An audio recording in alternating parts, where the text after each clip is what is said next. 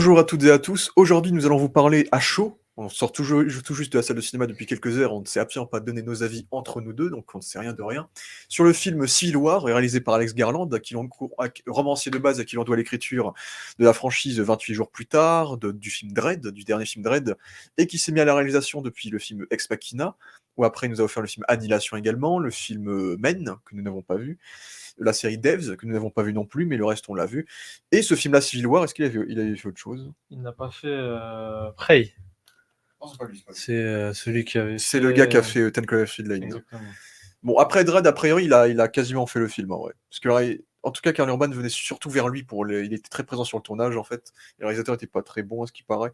Mais bon, ce sont les films officiels, Ok. Ex Machina, Annihilation Men, et ce Civil War, donc ce film très particulier, car nous sommes en pleine année d'élection américaine, en plus. Donc c'est pour ça c'est pour ça que c'est actuellement déjà le film le plus cher d'A24, donc ce studio indépendant qui a bien grandi depuis cette réputation, notamment avec la victoire aux Oscars de Everything Everywhere All at Once. Donc avec un budget de, je crois, 50 millions de dollars, ce qui est pas énorme pour un énorme blockbuster, mais ce qui est beaucoup pour le studio A24 en fait. Et en vrai, ils ont fait un très beau coup de com à sortir ce film en pleine période d'élection. C'est pour ça que le film a fait un très très bon démarrage aux États-Unis à son niveau. Bon, à l'international, on verra, mais je pense que le film sera un plutôt bon succès par rapport à son budget. 100 millions, ça fera, je pense, ça peut faire le café. Et il divise beaucoup les États-Unis parce que, par ses avis politiques, évidemment, parce qu'on parle d'une guerre civile où le Texas et où la Californie se sont alliés pour créer une guerre civile dans un futur un peu lointain, dystopique. Alex Garland aime bien faire ça, faire des futurs de SF un peu flous. Dredd, c'était un peu ça, en beaucoup moins subtil. Annihilation, c'était un peu ça aussi, C'est pas lui qui a etc. écrit Dredd du coup. Si, il a écrit Dredd. Après, c'était un comics avant, non? Oui, c'est un comics avant, mais Voilà. il a écrit, produit et quasiment réalisé le film. Voilà, il a Ouais. préparé le Et film. oui. Et l'autre chose qui a beaucoup divisé, c'est que Alex Garland n'est pas américain, il est anglais, et donc il a un point de vue totalement extérieur quant à la politique américaine. Et donc je pense qu'on va faire une petite partie sans spoiler pour vous dire pourquoi aller voir le film ou pas, et en quoi il faut pas vous laisser vous faire piéger par sa réputation, car au final, je dirais que déjà ce n'est pas le sujet du film, mais je suis curieux de connaître l'avis de Sébastien tout Sa d'abord. Donc, réputation sa réputation, d'un film, déjà d'un film peut-être qui était un peu trop politisée. politisé, de politiser le film par rapport aux États-Unis, à la politique, etc. Alors que le film, au final, c'est pas vraiment ça, c'est juste un contexte en fait. Donc, tu nous dis ton avis, tu peux nous le dire maintenant, Sébastien, qu'en penses-tu? Alors, donc Civil War de Alex Garland qui avait fait, tu disais Ex Machina. Moi, j'ai principalement vu Ex Machina. Il a fait un autre film, Annihilation. Donc, j'ai préféré largement Ex Machina, bien entendu. Annihilation s'ennuyait tout seul et manquait d'originalité. Donc là, on peut retrouver avec Civil War un film qui va manquer un peu d'originalité. Moi, il m'a beaucoup rappelé 28 jours plus tard. Complètement, il l'avait écrit. Donc, pour moi, ça ressemble énormément à 28 jours plus tard. Ça ressemble aussi à The Last Son, ou comment il s'appelait The Last Children, je sais plus. Children of Men, excusez-moi, avec Merde. Clive Owen. Clive Owen qui a disparu des radars, qui était très bon à l'époque. Donc oui, on est un peu sur un film qui se veut post-apo. Il y a un style post-apo, mais dans le contrôle, ou du moins dans un réalisme assez précis, assez défini, parce qu'on n'est jamais très loin de ce qui arrive dans Civil War. C'est-à-dire que une montée en puissance d'extrémistes, d'anarchistes, si je puis dire. Après, c'est pas le sujet du film, c'est-à-dire que moi, c'est pas ce qui m'a intéressé davantage, parce que effectivement, à part la scène d'introduction, t'en parler sans spoiler grand-chose, c'est le président. Donc la scène d'introduction qui est géniale. L'intro, globalement, les 5-10 premières minutes sont vraiment ce qu'il y a de mieux réalisé dans le film. Puis après, ça devient beaucoup plus classique. Un film beaucoup plus classique dans l'ensemble. Donc là, oui, il y a un aspect politique, mais un aspect plus un travail sensoriel, un travail de l'attention, un travail, si je puis dire, des médias. Il y a quelque chose sur les médias globalement, hein, et c'est plutôt ça le sujet du film en fin de compte. Il y a quand même cet aspect-là, notamment à la fin, sans spoiler ce qui arrive et ce qui se passe tout au long du film. Je sais pas si je peux aller dans ces spoilers-là, mais vous savez qu'on suit une équipe de photographes, journalistes même. Voilà, hein. Ils publient leurs photos tout simplement, ils publient leurs photos pour le pognon. Et la vraie question dans tout ce film, ou du moins qui est vite répondue, je trouve, c'est est-ce qu'ils font ça purement par argent parce qu'on est dans un futur dramatique, critique, qui peut être difficile à vivre, ou alors c'est leur passion qui les pousse à faire ce qu'ils font et à prendre tous ces risques. Donc la réponse est vite arrivée dans le film sans que je vous la dévoile. Et ce qui va se passer, c'est qu'on va avoir certaines scènes de fusillade, certaines scènes violentes que vous voyez très bien dans les bandes annonces, entrecoupées de photographies. Et donc les photos vont venir dans le montage s'interposer pour, entre guillemets, si je puis dire, ramener de l'élégance au film ou du moins l'adoucir. C'est-à-dire que c'est un film qui s'est presque autocensuré. Tu as bien fait attention, toutes les scènes de fusillade où il y a des blessés, voire des morts, pas de personnages importants, je ne vous dévoile rien. Elles sont toutes entrecoupées de photographies. C'est-à-dire que dès qu'un personnage se prend une balle, c'est fait en photographie. On ne voit jamais réellement la violence à l'écran de manière classique, tu vois. Donc il y a un peu cet aspect qu'Alex Garland a voulu amener, je pense, d'adoucir le film, peut-être de le censurer, un peu comme les médias le font, dans le sens quand on voit une photo violente, on peut être choqué, mais ce n'est pas pareil que de vivre la chose. Donc il y a un débat qui se situerait davantage autour de cela pour moi, sur les médias, etc.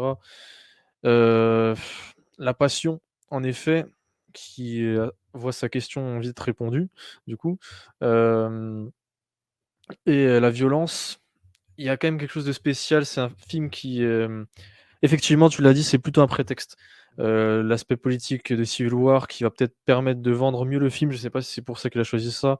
Je sais pas exactement pourquoi il a choisi ça, parce qu'il est anglais et qu'il se sent extérieur et qu'il se sent capable de sortir ce film-là. C'est même pas uniquement le fait de se sentir, c'est peut-être parce qu'un Américain qui sort ce film-là, il va se faire, bien plus enfoncer, tu vois? C'est peut-être ça.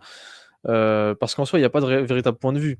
Le point de vue, c'est qu'on a des personnages plutôt extrêmes, mais c'est jamais, enfin, je sais pas si j'ai juste pas compris le film, mais je pense que oui, il y a un aspect démocrate, républicain, c'est ça? Mais dans le film, durant tout le film, il y a pas de, je sais pas, je trouve pas qu'il y a une démarcation globale entre là, on tombe sur des démocrates, là, on tombe sur des républicains. Tout le monde tue dans le film. Il y a de la violence partout. Il y a peut-être 2 camps, oui, il y a la West, Le camp de l'Ouest voilà, West Force, et de l'Est, j'imagine. Et l'Ouest, c'est Californie, Texas, du coup. donc des États plutôt, politiquement, Bah, ils sont opposés en plus. Ah non, justement, lui justement, il veut pas jouer sur le cliché de démocrate républicain, parce qu'en fait, il allie deux États qui sont normalement opposés politiquement OK. parlant. Parce que Californie est, Voilà, bah, je sais plus lequel, mais bref, l'un est démocrate et l'un est républicain. il y avait Donc il a, Missouri à un donc il a- moment? oui, mais c'est Ça, c'est vraiment, juste mentionné, oui, hein. mais ça c'est vraiment ces deux-là qui s'unissent pour faire l'armée de l'Ouest, et c'est cette armée-là qui a démarré cette guerre de sécession en fait, et qui fait ce film. Donc en fait, il sait même pas, il a vraiment inventé cette guerre civile un peu Ouais. dans son délire en fait, Mmh. et il a vraiment fait ça à sa sauce en fait. Mais oui, moi personnellement, j'ai beaucoup apprécié le film. C'est vrai que j'étais assez pris par le film. Déjà, ce que j'aime avec Alex Garland, en général, dans son cinéma, c'est qu'il travaille très, très bien ses ambiances. Je trouve qu'il est très, très bon pour créer une ambiance assez pesante, jouer avec l'atmosphère, avec les silences, Mmh. avec des musiques, bah, parfois mettre des chansons qui peuvent être un peu hors contexte ou un peu qui dénoteraient avec ce qu'on vit et ce qu'on voit dans le film, mais parfois mettre des musiques bah, ces musiques, c'est toujours des musiques d'ambiance. Il y a pas de musique mélodieuse dans ces Non. films. Mais ce jeu d'ambiance, je trouve, a Oui, vraiment pris dans le film. comme dans Ex Machina. Ouais, ouais, Comme dans dans Ex Ex Machina Machina, aussi, ouais. c'était que de la musique d'ambiance et puis on retrouve des musiques similaires, même Mhm. Annihilation. On sent que sur l'ambiance posée, c'est Alex Garland et je sais plus où je voulais amener ça, vas-y continue, ça va me revenir. Et en termes de réalisation, moi j'ai beaucoup aimé la. En vrai, j'aime bien la réalisation parce que j'ai l'impression que c'est un peu comme ça que je réaliserais en partie un film. Parce que ça se voit que Alex Garland, il adore les champs contre dans les jeux de profondeur de champ. Il en fait plein pendant tout le film. Et je vais juste te spoil les idées qu'il a dans la scène d'intro.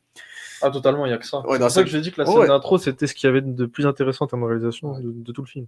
Il y a des flous derrière-plan tout le temps dans le film, mais contrairement à un film Netflix où ça a l'air de cacher un peu le budget d'un film, par exemple, et de faire le Oui, décor il arrière en avec joue moins de là, il en photos. joue, il Là, il s'en en joue amuse. complètement parce qu'il joue à fond beaucoup sur la question de l'objectivité en fait. Est-ce que les journalistes sont Exactement, objectifs en parlant d'objectifs et d'une caméra en plus. exactement. Donc c'est vraiment cette question-là. Donc du coup, je trouve ce choix de profondeur de champ marche très bien. Il en fait tout le temps, tu vois, pour mettre le point sur de l'herbe un peu naturelle, un peu joviale, etc. Et puis mettre la flamme en net après, par exemple. Il fait tout le temps ça dans le film. Il fait tout le temps ça. Ben, juste dans la scène du début, il te fait un gros focus sur une fenêtre où tu as genre des Exactement. flammes et donc là, le champ est sur ça. Et puis il met le champ ensuite sur l'écran de télé qui est reflété, qui montre le drapeau des États-Unis, tu vois. Donc il y a une signification, Qui a un etc. symbole logique. Et même, il y a un plan que j'ai beaucoup aimé, qui est un peu rapide dans cette scène-là aussi, c'est quand c'était un plan où tu as vraiment le reflet du président sur l'objectif de la caméra de Christian Dunst, où j'ai fait, ce plan est stylé, tu vois, t'as vraiment le visage centré sur le reflet, et ensuite champ sur Christian Dunst, et puis bref, tu vois, c'est... Et donc, déjà, ça crée un côté un peu intimiste au film, c'est qu'on suit vraiment ça du point de vue d'un Mmh. groupe de personnages, si on va pas se mettre dans Peut-être un pas film de comme guerre. la bande-annonce nous l'avait promis, hein. C'est vrai que là... On peut-être s'attendait peut-être davantage à un film de guerre, ça sera surtout, le dernier quart d'heure, hein, il y a pas de Oui, spoil en du vrai, tout. oui. Et en soi, c'est pas ce qu'il y a de plus fameux, l'aspect guerre dans le film, parce que Garland, je pense que c'est quand même un réalisateur qui aime bien se poser sa caméra, sans dire qu'il la pose tout le temps dans ce film-là, il y a beaucoup de caméras à l'épaule, de plans à l'épaule. Mais oui, il aime bien les choses plutôt simples. Moi, c'est pas un défaut global, parce que je trouve que globalement, le film est maîtrisé, pour revenir à mon avis, parce que je vous ai donné des données sur le film intéressantes, mais mon avis, vous vous en doutez, vu que j'en parle quand même bien, c'est qu'il est quand même plutôt positif. C'est un film qui se prend au sérieux, qui est jeune dans le micro, qui, qui certes a peut-être un côté cheap pour certains, ou aura peut-être un côté cheap pour certains, et simple, jouer avec des personnages sans particulièrement les développer, mais je veux dire dans la subtilité, il les développe. Comme le personnage de Wagner Moura qui est développé dans la subtilité, parce qu'il y a beaucoup de... Et même ce que j'ai beaucoup aimé, j'avais relevé ça, c'est qu'il y a beaucoup de dialogues indirects. Je vais t'en parler là, c'est pas vraiment un spoil, mais tu vas t'en rappeler. Il y a une scène avec un sniper, Oui. et à la toute fin de cette scène, le sniper dit je crois que j'ai réussi, ou un truc comme ça. Donc là, on est censé comprendre qu'ils peuvent passer à la scène suivante, tu vois. Et c'est ce qui se passe, scène suivante. On a déjà spectateur intelligent est déjà censé comprendre. Et il y a plusieurs moments dans ce film-là où on est déjà censé comprendre plein de choses, parce que c'est de l'indirect. Il y a pas mal d'indirect. C'est un film qui se veut subtil et qui gagne du temps aussi, puisqu'il est pas bien long. Donc il y a quand même un aspect malin. Après, c'est peut-être pas un film que je regarderai tous les jours. Je pense que c'est un film qui se regarde en one shot. C'est un peu une étude de cas, je dirais, une étude de cas ou un petite expérience, parce que là où appuie aussi le film, pour terminer vraiment sur ce que veut, je pense, montrer Garland, ou veut traiter Garland, c'est le choc. Il y a la scène, la fameuse scène, on va pas en parler, où il joue quand même des émotions, et on a des personnages qui sont très froids. On a des personnages qui sont très froids, qui vivent un choc, et quelquefois il enlève la musique. Et comme j'ai dit, que c'est très intéressant aussi, c'est qu'il adoucit ces moments de choc quelquefois avec la photographie. Est-ce que c'est de la douceur? C'est ça. Surtout, t'as le claque, parfois t'as des moments sans son et t'as le claque qui ressort. Est-ce qu'il adoucit? Oui, ça c'est mon interprétation. Pour moi, c'est une manière de censurer. Quand il met la photo à la place de mettre le personnage qui se fait tirer dessus, qui est en sang, donc avec le son, là on a juste une photo qui vient, entre guillemets, comment on dit, capturer ce moment. Et donc, pour moi, ça enlève, entre guillemets, la brutalité, mais ça vient peut-être superposer dessus une brutalité qui est celle peut-être de la censure. Parce que quand je dis qu'il censure, ça veut pas forcément dire que c'est plus doux. C'est peut-être rendu plus doux ici, mais on peut l'interpréter d'une manière où le fait que ce soit censuré, c'est entre guillemets cruel. C'est surtout le côté cruel qui peut amener notamment des photographes, des journalistes, des médias, etc. Là, il y a quand même une scène géniale, c'est vers le début, où je crois que c'est la première scène de fusillade du film. Tu vois tous les photographes qui sont à côté là et qui sont en train de kiffer le truc, et surtout le personnage de Wagner Moura, vous allez voir, il est quelquefois amusant. Euh, donc oui, il y a des scènes où il appuie ce côté cruel. Et je vais rapidement donner mon avis sur certaines choses. Wagner Moura, pour moi, il aurait pu totalement être remplacé par Pedro Pascal. J'ai vraiment une énorme vibe et un énorme sentiment The Last of Us quand je regarde ce film. En Euh, fait, Au-delà des zombies, hein, ben, parce qu'il n'y en a pas. En fait, ne regardez pas ce film pour l'aspect politique, car c'est complètement politiquement parlant neutre. Tout le monde est méchant un peu dans le film, tout est violent. Donc regardez pas ce film pour ça, C'est vrai. regardez pas pour ça pour l'aspect guerre non plus. Guerre, guerre intime, intimiste peut-être, tu vois. Mais Ouais, vraiment, l'Inside Front, un ouais. peu à la Full Metal Jacket, où vous avez des bonnes scènes avec des photographes, des reporters, parce que le personnage principal se veut prendre des photos, Ouais, etc. ouais, ouais. Donc il y a un aspect Full Metal Jacket, donc on est dans les tranchées, c'est un peu comme si on Ouais, ouais, traverse les carrément. tranchées de la guerre, mais on n'est jamais sur le front, sauf à certains passages, ou du moins on cherche jamais à affronter, ouais, justement. Ouais. En fait, regardez ce film si vous êtes intéressé déjà par les road trips, parce que en vrai, c'est un film qui est assez simple scénaristiquement parlant, quoi. C'est un road trip où on a une équipe de personnages qui traversent l'Amérique, en fait, et ces personnages-là sont confrontés à divers péripéties, divers contextes assez variés de ce qui pourrait arriver à un journaliste de guerre, en fait, à chaque section du film, en fait. C'est ça qui est intéressant. Donc, si, en fait, regardez ce film si vous êtes intéressé par le métier de journaliste de guerre, en fait, c'est essentiellement ça, c'est vraiment le point de vue du film, c'est est-ce que ces journalistes sont objectifs dans ce qu'ils prennent ou pas. Et on nous divise les points de vue parce qu'on a le personnage de Kristen Dunst, qui est une journaliste qui a du bagou, qui a du métier, qui est peut-être un peu plus froide que les autres parce elle a déjà eu un gros passif par rapport à filmer des morts. Et puis tu as sa protégée qui l'idolâtre, qui est jouée par Kaylee Spenny, qui est un peu partout cette année, qui est un peu l'étoile montante de cette année, puisqu'elle avait joué dans la série HBO Mayor of Easttown. Et l'acteur, Elle là, avait le joué monsieur. dans. Oh non, je le dis après. Elle avait joué dans. Bah, elle jouera dans Alien, le prochain Alien. Elle avait joué Priscilla dans le film de Coppola il y a pas longtemps, de Sofia Coppola. Et donc, elle a un point de vue plus jeune, et en fait, il y a une évolution qui se fait un peu inversée, qui est un peu inversée entre les deux, qui est intéressante, qu'on pourra parler en spoiler. Et du coup, on a le personnage, on a aussi, Il en était fait, dans Dune, non? ouais, on a le personnage de Stephen Hurley Mackenson, je crois qu'il s'appelle, j'ai dû massacrer son nom, désolé, qui lui est un peu partout maintenant, bah, c'est surtout un acteur de théâtre, mais il était dans Dune, d'ailleurs on l'a coupé du montage de Dune partie 2, parce qu'il avait joué dedans aussi, et il était aussi dans Boy is Afraid, que j'avais vu du coup, donc c'est un acteur qu'on voit un peu partout, et tant mieux, je l'aime bien. Et Wagner Moura, que je suis assez content de voir. Je suis content qu'il ait du boulot, parce que depuis qu'il jouait Pablo Escobar dans Narcos, déjà, ça fait plaisir de le voir dans À quoi il ressemble réellement, parce il avait beaucoup travaillé pour Narcos, il avait apprendre à parler espagnol, grossir, etc. Donc le voir dans sa vraie shape, c'était intéressant, et de le voir jouer un rôle, pour le coup, il a le rôle totalement opposé, tu vois. C'est vraiment le good guy un peu du film, un peu cynique, tu vois. C'est un gars qui aime Mais, bien, c'est un gars qui aime bien son métier, tu vois. Pedro Qui est- Pascal l'aurait totalement Ouais, fait, en vrai, hein. Il est ça l'aurait fait interchangeable, aussi, hein. ouais, tu vois. C'est un gars qui arrive à prendre beaucoup de recul sur la situation, quoi. Donc on a et puis en vrai, on est presque dans une formule de road trip de famille avec la figure du grand-père, de la fille et du couple entre guillemets, d'un duo de personnages qui a le même âge Un en duo, fait. tout simplement. Donc il y a vraiment ce côté road trip classique, sauf que là c'est pour aller à Washington et vous verrez la suite du film. Donc c'est ça qui est intéressant, c'est vraiment le point de vue des photojournalistes de guerre et le fait que cette fois la situation qui est intéressante là, c'est que maintenant ils doivent prendre en photo la conséquence de leur propre pays en fait. Et là vous aurez plein de sections, notamment en vrai je trouve que les acteurs sont tous très bons dans le rôle. Personne ne ressort de fou.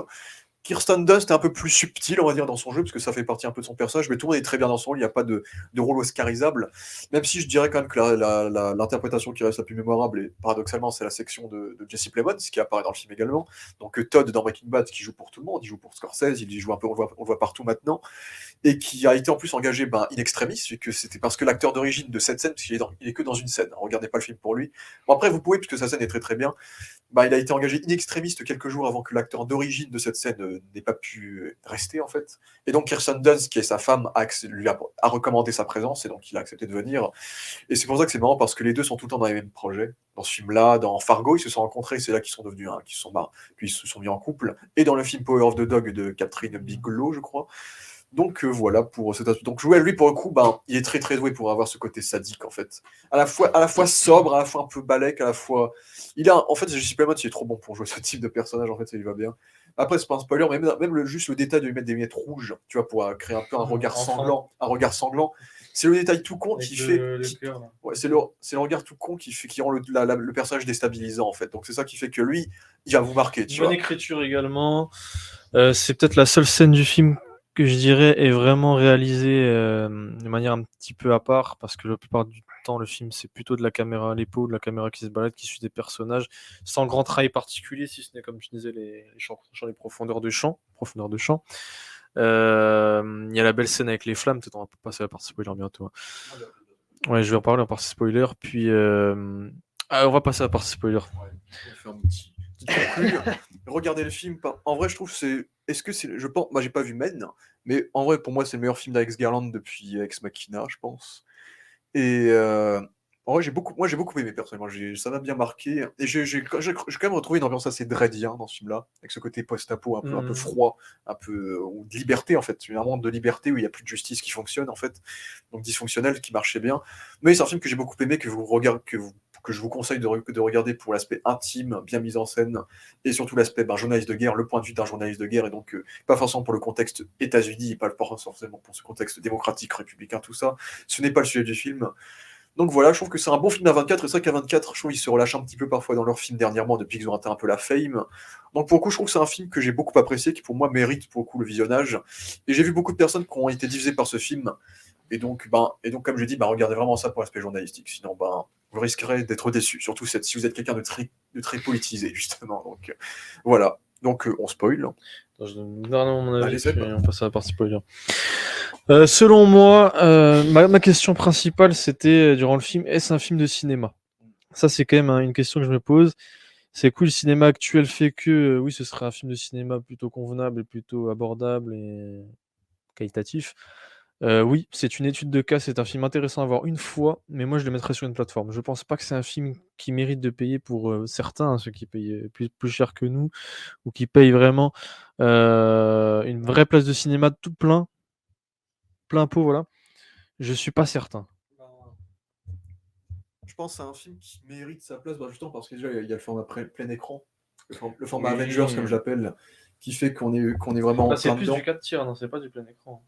C'est plus comme ça, plutôt Bah, que comme ça, 4 non? tiers, ce sera un carré pur. Là, c'est plein écran un peu façon Avengers, du coup. Il me semble Le pas. cadre, il me semble. C'est plus ou moins ça. En tout Je cas, trouve que c'est plus petit, c'est c'est pas pas du de cinéma, l'IMAX. c'est pas du l'IMAX. cinémascope. On a tout en face de nous bien centré, quoi. C'est vraiment Avengers, c'était de l'IMAX. Il y avait même Bah, sur le côté, il n'y a pas de bande. ouais. Là, il y a des bandes sur le côté, c'est plutôt du 4 tiers, un truc comme Bah, ça. c'est Pas 4 tiers, c'est attention. presque 4 tiers, mais pas 4 tiers. Pas 4 tiers. C'est un rectangle, un petit rectangle, on va dire. Mais en tout cas, En haut et en bas, on voit. le film est très frontal visuellement. La photo est très terre à terre réaliste, donc elle est Oui, pas oui, trop oui. mal.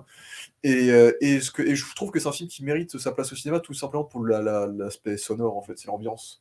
C'est un film, je pense en 4DX, c'est un film où ça tremble tout le temps. Tu vois, les explosions, les balles, il y a tout un travail de la tension qui fonctionne, je trouve, en général. Bon, il y a des scènes plus que d'autres, quand même, je dirais. Mais ouais, c'est pour tout le travail de la tension, du son, du bruit des balles, du chaos qui est engendré par cette atmosphère. Je trouve que c'est un film qui mérite sa place en salle. Et tant mieux qu'on l'ait eu, puisque à 24 en France, parfois, c'est pas toujours possible. Donc voilà. Donc c'était le dernier mot. Bah oui, plutôt. Oui, la photo, elle est simplet, mais en effet, ça match avec le style réaliste. Donc ça passe pour cette fois, Alex Garland. Après, il y a des belles scènes, comme j'ai dit, sur l'introduction. Selon moi, ça mériterait pas de se déplacer carrément pour aller le voir, mais c'est un film qui se veut malin, il l'est plutôt. Après, il va pas chercher à vous attacher au perso. On a une certaine froideur. Donc, globalement, je sais pas si dans ce contexte-là, vous aimeriez voir ce film-là, dans des situations quand même tendues aujourd'hui, notamment avec certaines armées. C'est un film qui pourrait être totalement interprété et amalgamé, si on peut employer ce mot. Donc on va pas aller plus loin dans le détail du fond. Pour moi, c'est pas un film de fond, c'est vraiment un film, de toute façon, c'est Alex Garland. C'est un film, que vous pourrez regarder, mais après là où tu parles quand même des explosions, de la 4DX, tout ça, je pense pas que c'est la cible parce que je trouve pas non plus les scènes, Civil War-esque, si vous voulez, les scènes de guerre civile pleine, militaire, d'une grande qualité et c'est pas ce que veut Alex Garland, c'est pas ce qu'il veut prouver.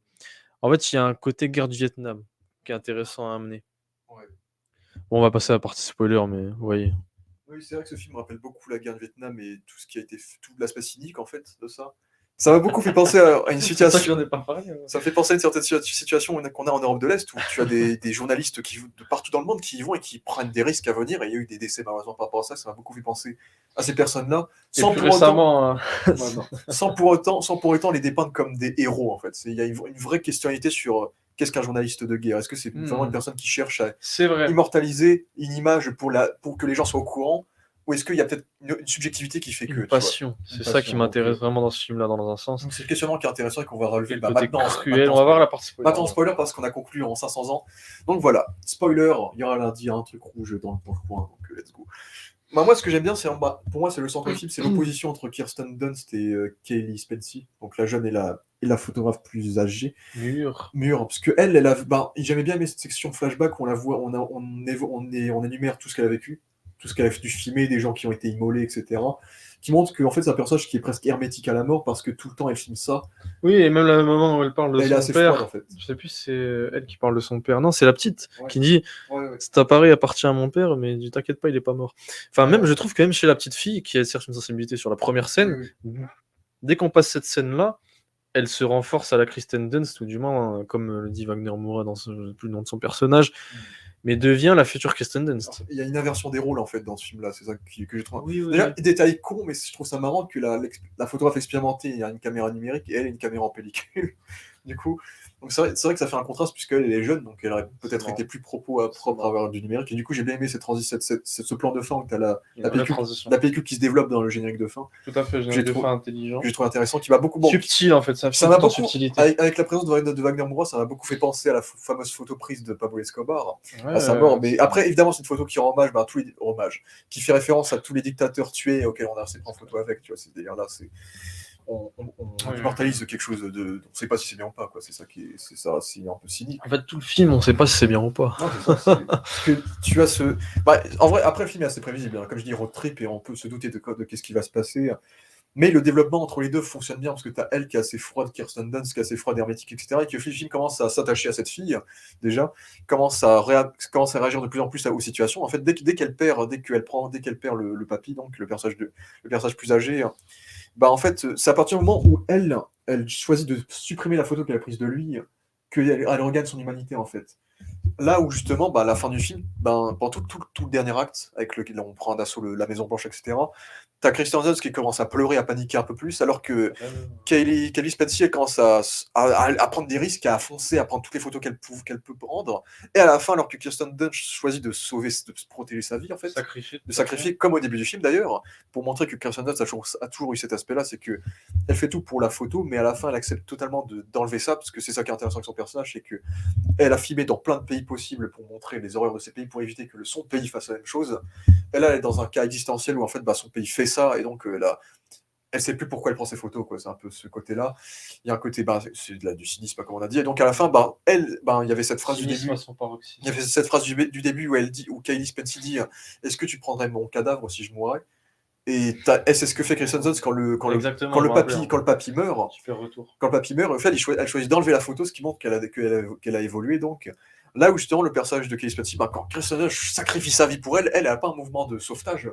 Son premier mouvement, c'est juste la prendre en photo quand elle est en train de mourir. En fait. Ce qui est très froid, et c'est aussi ça qui m'a surpris, c'est que après, elle est juste morte. C'est personne, même Pablo, enfin, même Wagner Moura va pas le voir. Quand elle mourra, Wagner mourra. Ouais. Donc je voulais dire, passons cela. Magnifique scène de fin, ou du moins quand elle meurt, quand Kristen Dunst meurt. Kristen Dunst, on a du mal à dire son blague. Celle de Mary Jane, qui a bien pris de l'âge. Je sais pas si c'est pour le rôle, mais elle a vraiment une dégaine. Elle est comme un homme pendant tout le film. Elle est comme ça. Vous voyez, elle a tout le temps, comment on dit, recroquevillée tout le temps, presque comme si elle voulait montrer des muscles. Enfin, il y a un aspect intéressant chez ce personnage qui fait qu'on ne le devine jamais. On ne le devine jamais, c'est seulement les actes et du coup l'écriture subtile à Alex Garland sur ce film-là et sur la plupart de ses films qui permettent de la décrypter. Et la fin du film, donc avec cette scène superbe, parce qu'il y a du coup les balles qui arrivent, qui traversent, on les voit pas, parce qu'encore une fois, c'est la photographie qui montre la violence de sa mort, entre guillemets. Est-ce que ça censure, est-ce que ça adoucit, est-ce que ça choque davantage? Ça vous en ferez votre propre avis. Pour moi, c'est plutôt une manière de censurer la mort. Moi, je le vois comme ça. Et cet aspect cruel, cet aspect cynique des journalistes.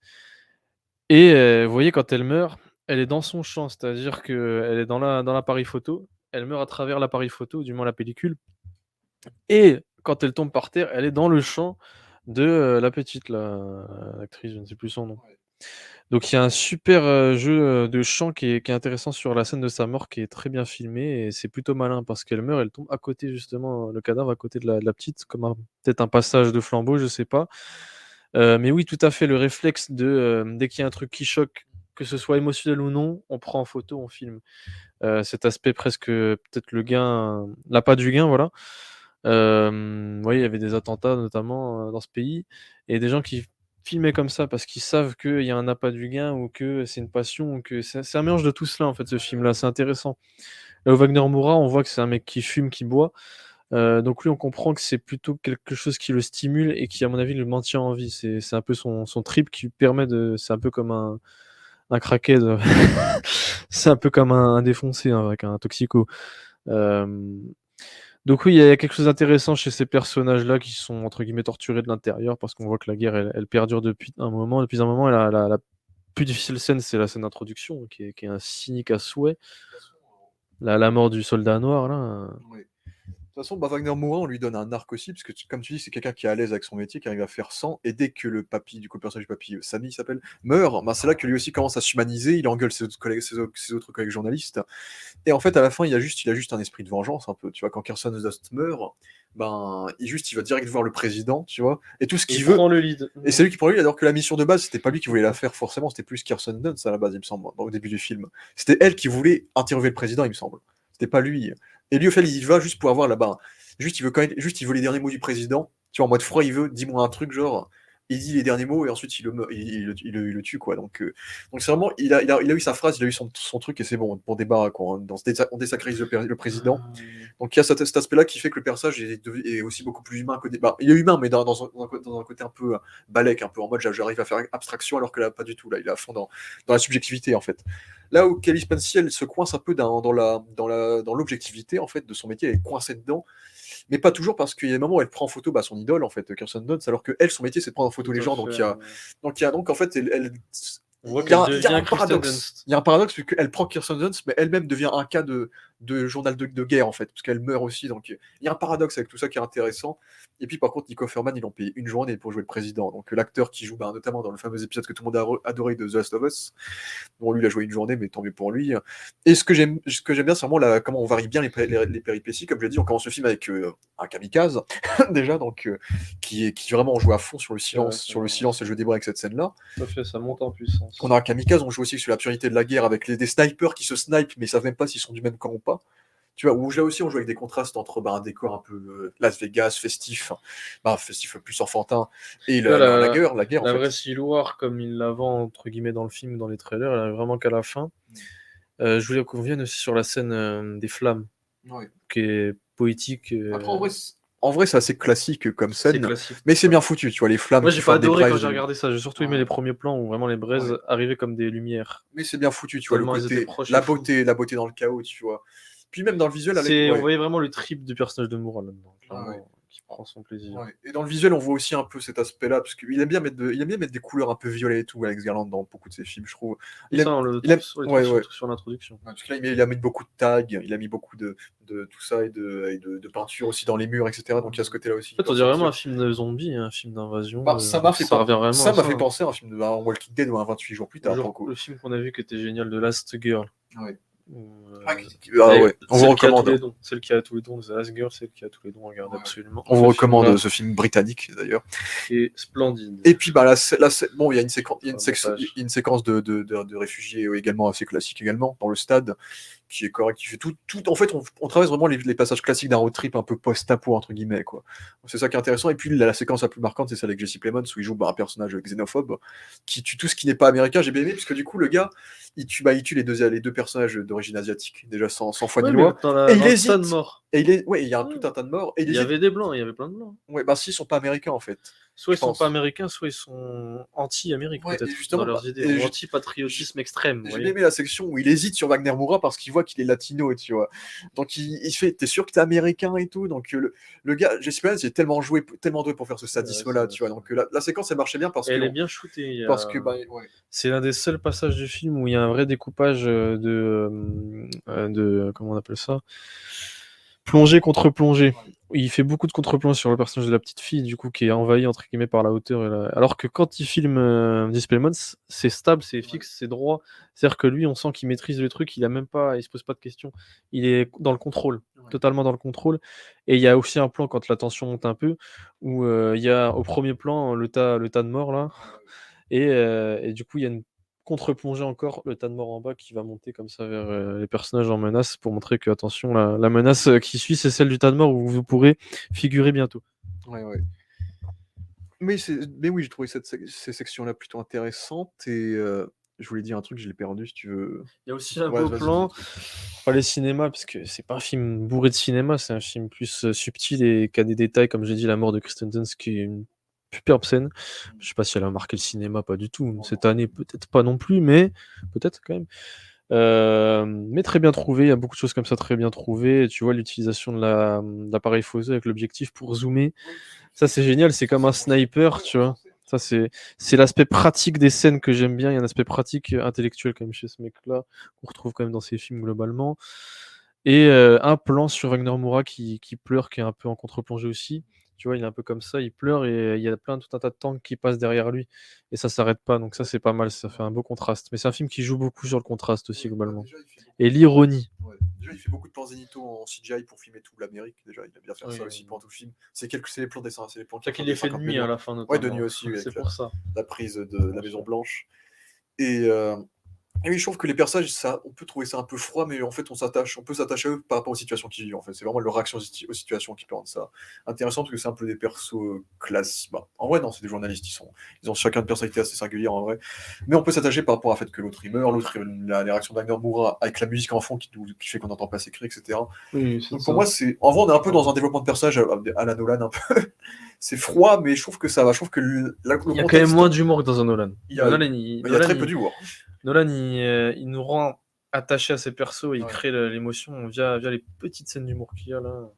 Comme beaucoup en vrai. Hein. Ouais. Là, il y en a vraiment peu. Donc c'est vrai que pour s'attacher au perso, c'est pas là-dessus que le film est intéressant. C'est vraiment une Ouais. étude de cas psychologique. Voilà. Mais c'est vrai que je trouve. Là, personnellement, je dirais que j'ai fait le tour de ce que j'avais à dire pour le coup. C'est franchement. Et le fait que du coup, personne n'est gentil ou méchant, c'est que qu'on soit l'armée de l'Ouest ou les autres, tout le monde tue des gens. Quoi. Le film est complètement neutre sur ses positions, donc les gens républicains, démocrates, il n'y a pas d'avis à se faire. En fait, c'est vraiment. Regardez, juste évite, dans cette période d'élection, regardez ce qu'on peut avoir si on vote pour la mauvaise personne ou je sais pas quoi. Parce qu'on montre déjà le côté futur dystopique avec le fait que le président ait un troisième mandat, ce qui n'est pas légal. Là. C'est que je voulais parler. Donc, mais je sais que ça va pas passer. Ouais, donc voilà, Sébastien lit ses notes et il vous donnera ses derniers détails et puis on conclura. Non, quelques beaux plans. Il y a un plan sur le rétro, puis le rétro d'une voiture. Et il aime bien faire des plans collés à la voiture sur les rétros, etc. Il y a un petit travail un peu à la The Batman de Matt Reeves, si vous voulez. Il y a des petits plans sympathiques, bien trouvés, de temps en temps, où il pose la caméra dans des petits endroits, des petits trous, c'est bien vu.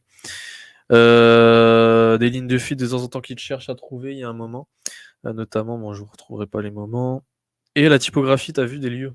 Ouais. Washington, tout ça, qui est assez ancienne, la typographie, ça fait vraiment film des années 90, tu vois. Film de guerre des années 90. Il fait une guerre de sécession moderne après, donc peut-être il référence un peu le côté ancien de la guerre des 1800, tu vois, de sécession. Non, sinon, rien de plus particulièrement ajouté. On a des persos. Je sais pas si j'aime dans la sociologie, parce que je vois peut-être un truc sur le blanc. Je sais pas. Je sais pas s'il y a quand même un truc sociologique sur le blanc globalement. C'est quand même un film de blanc. Et la blanche qui est assez froide, qui revient quand même beaucoup avec Kristen Dunst, c'est même la fillette qui va devenir très froide aussi. Je sais pas si on peut faire une analogie, enfin un truc avec ça. Parce que ça m'a quand même frappé, un personnage aussi froid et des persos aussi froids, globalement, femmes et hommes. Dans l'homme, justement, les moins. Et il met aussi des blancs du côté des ennemis, hein. Displacements, etc. Displacements, l'autorité. Ah oui, non, oui, c'est vrai, dans l'armée. Le film, je le trouve pas bon, tu vois, j'ai pas de soucis, tu vois. Non. Justement, si je commence à souligner le contraire, c'est que c'est pas woke. Non. Donc voilà pour notre avis sur Civil War de Alex Garland, et donc je tiens à être assez triste de l'arrêt de son métier de réalisateur, vu que là il est en train de co-réaliser un film de guerre avec un autre réalisateur, mais il a dit qu'il se considère comme plus assistant de ce film-là que comme vrai réalisateur, donc entre guillemets c'est son dernier vrai film en fait. Parce qu'il a dit qu'il a été un peu dégoûté du métier de réalisation en fait, je sais plus pourquoi, je sais plus la raison. Donc il va continuer à écrire. Par contre, il est en train d'écrire sa trilogie 28 ans plus tard. Donc l'écriture ça continue vu qu'il est romancier à la base, mais le cinéma malheureusement c'est terminé, la réalisation en elle-même c'est terminé pour lui. Ce qui est dommage parce qu'en tout cas si c'est le cas, je trouve qu'il termine en tout cas il s'est bien rattrapé sur les quelques films qui étaient un peu plus faibles qu'il a pu faire et il revient sur une très bonne note je trouve. On n'a pas vu Ben, mais ce sera la critique bonus. Mais ça, de ce que j'ai entendu, j'ai pas eu que des bons retours. mais voilà, en tout cas, Civil War, j'ai franchement beaucoup apprécié. C'est l'un de des très bons films de cette année qui m'a plutôt bien marqué, tu vois. Donc, parce qu'on on verra. Après, on a fait 4 mois. On est avril, on verra sur le long terme, évidemment. Mais je trouve que c'est un film qui, pour moi, peut rester assez mémorable. Ça fait le café, tu vois. C'est une surprise, petite friandise. Ouais, donc. Eh bien voilà, écoutez, si tout est bon, tout est bon. T'as fait toute l'analyse sociologique dessus avec le personnage féminin, donc je pense qu'il n'y a rien à rajouter. Donc voilà, eh bien écoutez, merci à tous d'avoir vu cette vidéo, et donc j'espère que vous avez apprécié le film, n'hésitez pas à commenter, etc. Et donc, ciao!